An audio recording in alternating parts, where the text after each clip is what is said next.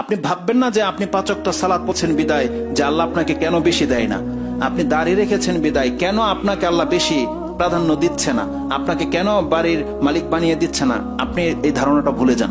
আপনার ইবাদতের ভিত্তিতে আল্লাহ আপনাকে খাবার দেয় না। যদি হতো তাহলে ওই যে মসজিদের ইমাম প্রথম কাতারে যারা থাকে তারা বেশি পয়সাওয়ালা হতো, আর আমরা জেনে আমরাও সেই কাজটাই করতাম বেশি পয়সাওয়ালা হওয়ার জন্য, তখন আর ইখলাস থাকতো না। আল্লাহ সুবহানাহু ওয়া তাআলা দুনিয়াতে আমাদেরকে যাকে যতটা দিচ্ছে এটা একটা তাকদীর। আল্লাহ ভালো জানে কেন আমাদেরকে একে অপরের চেয়ে তুলনামূলক কম রেখেছে, এতে আমাদের জন্য কল্যাণ আছে। একটা হাদিস আমি আপনাকে বলবো, তাহলে এই আয়াতটা আপনার পুরোপুরি বুঝে আসবে। ইমাম মুসলিম রাহিমাহুল্লাহ তিনি একটা হাদিস কোট করেছেন। এই হাদিসটি আপনি পাবেন 52 নম্বর পর্বে, ইয়াউমুল কিয়ামা, কিয়ামতের বর্ণনা আছে, জান্নাত জাহান্নামের বর্ণনা আছে। হাদিস নাম্বার হচ্ছে 6982 নম্বর হাদিস, এবং 81 নম্বর হাদিসটাও পড়বেন, আপনার অন্তর ঠান্ডা হয়ে যাবে। ওটা আরেকটা টপিকসে বলবেন ইনশাআল্লাহ। তো 82 নম্বর হাদিস যেটা 6982, এটা আপনার অ্যাপসে পাবেন, বলে দিলাম 52 নম্বর পর্বে আনাস রাদিয়াল্লাহু তাআলা আনহু থেকে বর্ণনা করেছেন। তিনি বলছেন, ক্বালা রাসূলুল্লাহ সাল্লাল্লাহু আলাইহি ওয়াসাল্লাম, ইন্নাল্লাহা লা ইয়াযলিমু মুমিনান, আল্লাহ সুবহানাহু ওয়া তাআলা কোন মুমিন বান্দার উপরে সামান্যতম জুলুম করে না বা করবে না। ইন্নাল্লাহা লা ইয়াযলিমু মুমিনান হাসানাতান, কেন আল্লাহ জুলুম করে না? আল্লাহ বলছেন একজন মুমিন বান্দা যা কিছু নেকি করছে, হাসানাতান, তার নেকির বদলায় কি করে আল্লাহ? ইউতা বিহা ফিদ দুনিয়া ওয়া ইউজা বিহা ফিল আখিরা। এই ভাষাগুলো আপনি ফলো করেন। আল্লাহ কি বলেছেন? রাসূল সাল্লাল্লাহু আলাইহি ওয়াসাল্লাম বলছেন, ইউতা বিহা ফিদ দুনিয়া ওয়া ইউজা বিহা ফিল আখিরা। মুমিনরা যে ভালো কাজগুলো করে, ভালো যদি আচরণ করে, মানে সৎ কাজগুলো যদি করে, যত বেশি করবে এর প্রেক্ষিতে আল্লাহ তাকে দুনিয়াতেও দেবে, ইউতা বিহা দুনিয়া, বিহা এর মাধ্যমে দেবে, দুনিয়া দেবে, ওয়া ইউজা বিহা ফিল আখিরা, আর তাকে এই কর্মের জাযা দেবে পরকালে।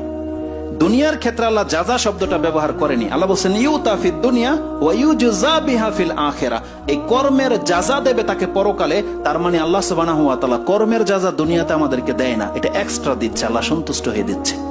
আর আমাদের যতগুলো ইবাদত আছে সব রিজার্ভ রয়েছে, কারণ আল্লাহ সুবহানাহু ওয়া তাআলার ইবাদত করতে খুব দামি। ইবাদতের ভিত্তিতে আল্লাহ বলছেন, আরে যেখানে একটা সুবহানাল্লাহ বলার মূল্য পুরো পৃথিবী চুকাতে পারবে না, একটা সুবহানাল্লাহ বলার, ওই হাদিস আমরা বলেছিলাম, আলহামদুলিল্লাহ বলার মূল্য কেউ চুকাতে পারবে না। 2 রাকাত ফজরের ফরজ নামাজের সুন্নত, যে 2 রাকাত সুন্নত আছে, এই 2 রাকাতের সুন্নত যদি যার আছে, পুরা পৃথিবী এবং পৃথিবীর সমস্ত সম্পদ এক পাল্লায় রাখতে হবে, তাও ওই ফজরের 2 রাকাত সুন্নত নামাজের মূল্য হবে না। এটা মুসলিমে আছে। আয়েশা রাদিয়াল্লাহু তাআলা তিনি বলেছেন যে ক্বালা রাসূলুল্লাহ যে রাকাতুল ফজর খায়রুম মিনাদ দুনিয়া ওয়া মা ফিহা, খায়ের বলেছে দুনিয়া এবং দুনিয়াতে যা কিছু আছে তার থেকে শ্রেষ্ঠ হচ্ছে ফজরের 2 রাকাত সুন্নত, ফরজ নয়, 2 রাকাত সুন্নত নামাজ। তার মানে ইবাদতের মূল্য এই দুনিয়ার নাজ নিয়ামত দিয়ে পুরা হবে না কোনোদিন। তাই আল্লাহ সুবহানাহু ওয়া তাআলা বলছেন, বান্দার প্রত্যেকটি সৎ কাজ, সেটা রাস্তা থেকে একটা ইটপাটকেল, একটা কষ্টদায়ক বস্তু ছুঁড়ে ফেলে দেওয়া হোক, এটার একটা ওয়েট আছে। আল্লাহ বলছেন এই কাজের মূল্য দুনিয়া দিয়ে চুকাবে না কোনোদিন। তাই আল্লাহ বলছেন ওয়ায়ুতা বিহা ফিদ দুনিয়া ওয়া ইউজা বিহা ফিল আখিরা, প্রত্যেকটা মুমিন বান্দাকে পরকালে তার 100% জাযা তাকে দেওয়া হবে। আওফা, আল্লাহ বলছেন আওফা মানে একদম পরিপূর্ণ বদলা তাকে দেওয়া হবে। একটা সুবহানাল্লাহ বলেছে, সে একটা সুবহানাল্লাহর নেকি তার মিস হবে না, কারণ আল্লাহ সুবহানাহু ওয়া তাআলা কি বলেছেন, আমি সেটাকে লিখে রাখছি। আমরা সেই ধাপগুলো অনেকবার বর্ণনা করেছি।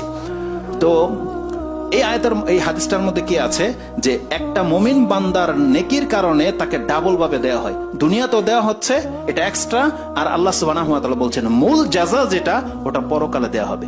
ওয়া আম্মাল কাফিরু, কিন্তু অমুসলিম কাফেরদের সৎ আমল সম্পর্কে আল্লাহ কি করে, ওয়া আম্মাল কাফিরু ফায়ুতআমু, তাদেরকে খাওয়িয়ে দিচ্ছে আল্লাহ দুনিয়াতে, ভোগ করতে দিচ্ছে, ইউতআমু বিহাসানাতি মা ইয়ামালু লিল্লাহি ফিদ দুনিয়া, তারা দুনিয়াতে খালেস ভাবে, এখানে লিল্লাহি বলেছে আল্লাহ, যে রাসূল সাল্লাল্লাহু আলাইহি ওয়াসাল্লাম বলছেন যদি কোনো কাফের ব্যক্তি আল্লাহর জন্য কোনো কাজ করে, মানে এখানে ফি সাবিলিল্লাহ, মানে দুনিয়াবি কোনো উদ্দেশ্য নয়, ফেমাস হওয়ার জন্য নয় বা কিছু না, ওরা অনেক টাকা দান করে, অনেক খেদমত ওরা করছে, ওরা পরোপকারী, প্রাণের প্রতি ওদের দয়া ভালোবাসা আছে, এই যতগুলো ভালো কাজ কাফের করে, রাসূল সাল্লাল্লাহু আলাইহি ওয়াসাল্লাম বলছেন এটা আল্লাহর জন্য, মানে এটা আল্লাহওয়ালা কাজ, আল্লাহর জন্য যেহেতু এগুলো করেছে, মানে ফি সাবিলিল্লাহ, এই জন্য আল্লাহ তাদেরকে দুনিয়াতে ভোগ বিলাস দিয়ে রেখেছে।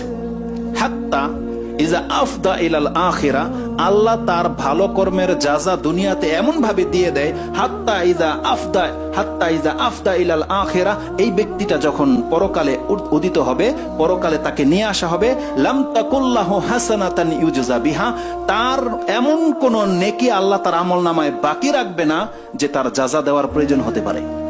তার মানে আল্লাহ বলছেন, কোন কাফেরকে সে যত বড় দামি, যত বড় ভালো কাজ, যত সম্পত্তি সে ব্যবহার করুক না কেন, দান করুক না কেন, আল্লাহ তাকে তার বদলা দুনিয়াতেই দিয়ে দিবে। কিভাবে দেবে এটা আল্লাহ সুবহানাহু ওয়া তাআলা বেটার জানেন। বলছে ইউতাম, তাকে ভোগ করিয়ে দিবে। তার মানে দুনিয়াতে তারা অনেক শান শৌকতের সাথে আছে, তারা অনেক নাম ডাক, তাদের নামে নেম প্লেট তৈরি করা হয়, তাদের নামে ভাস্কর্য তৈরি করা হয়, তাদের নামে রাস্তা বানিয়ে দেওয়া হয়, তাদের জন্য বছরে বছরে অনুষ্ঠান করা হয়।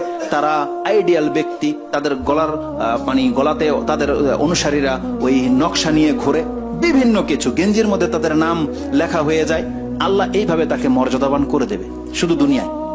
কিন্তু আল্লাহ বলছেন ওই কাফেরকে এমন ভাবে তার শান শৌকত বাড়িয়ে দেওয়া হবে, এত অঢেল সম্পত্তি তাকে দিয়ে দেওয়া হবে, যাতে করে কিয়ামতের মাঠে ও সার শূন্য হয়ে ওঠে, যাতে আল্লাহর কাছে কোনো কিছু আবদার, কোনো পাওনা যেন না থাকে। মানে আল্লাহ তো দয়া আল্লাহর, যে যদি থাকে তাহলে আল্লাহ তাকে দিতে হবে। এই জন্য আল্লাহ বলছেন, আমি ওকে, যেহেতু কাফের, আমার সাথে নাশুকরি করেছে বা মুশরিক বা অন্য কিছু এই টাইপের কিছু, আল্লাহ বলছেন কোন একজন ব্যক্তির দায় ভার আমি নেব না, ওকে আমি পুরো দুনিয়াই দিয়ে দেবো।